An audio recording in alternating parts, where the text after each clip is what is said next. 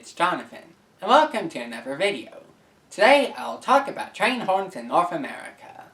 These horns are sounded to warn people of the trains coming. In many countries, the horn blows a singular note. This German train horn is a typical example. In the United States and other North American countries though, the horn has 3 to 5 trumpets called chimes. The result sounds quite musical. Therefore, in this video, I'll explain to you the history of train horns in North America. Now, let's begin with this video.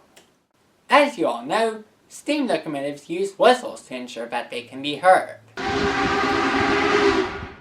However, the diesel locomotives that were emerging in the 1930s couldn't use those whistles. Hence, some companies began building air horns for railroad use.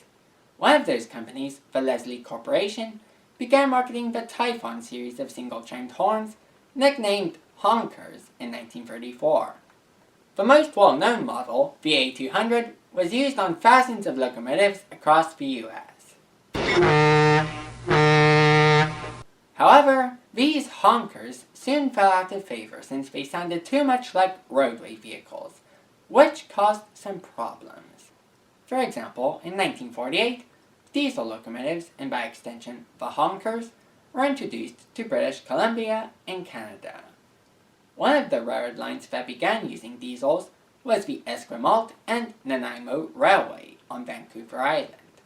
However, that same year, one of these diesels struck a truck at a railroad crossing. The truck driver said that he mistook the train horn for another truck.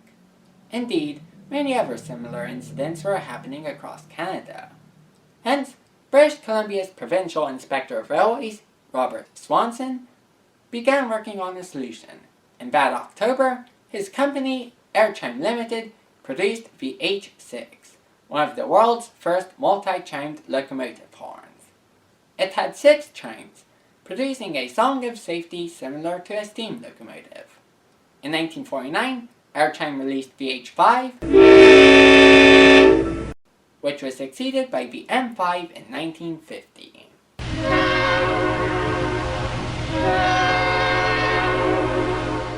Airchime then allowed the Nathan Manufacturing Company to produce Airchime horns for the American market.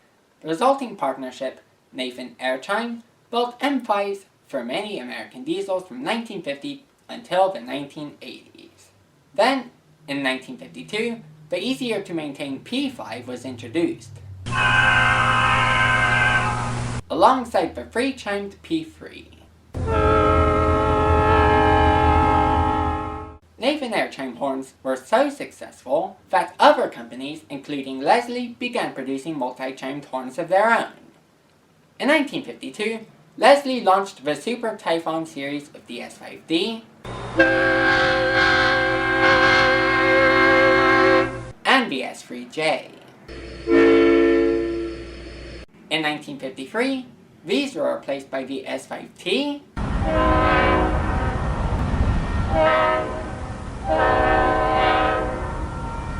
and the S3L. Nathan Airchime and Leslie became the major horn manufacturers in North America.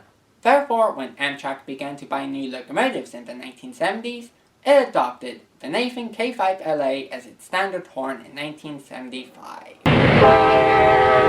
Although Airchime had produced K-Series horns for Canada since 1954, the K5LA was the first K-Series horn in the US.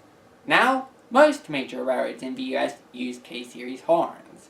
In fact, today, Nathan Airchime claims to produce 90% of the US's locomotive horns. And now you know the history of the train horns in North America.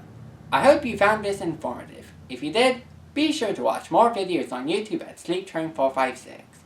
For now, I'm Jonathan Lombardi, and I'll see you in the next video.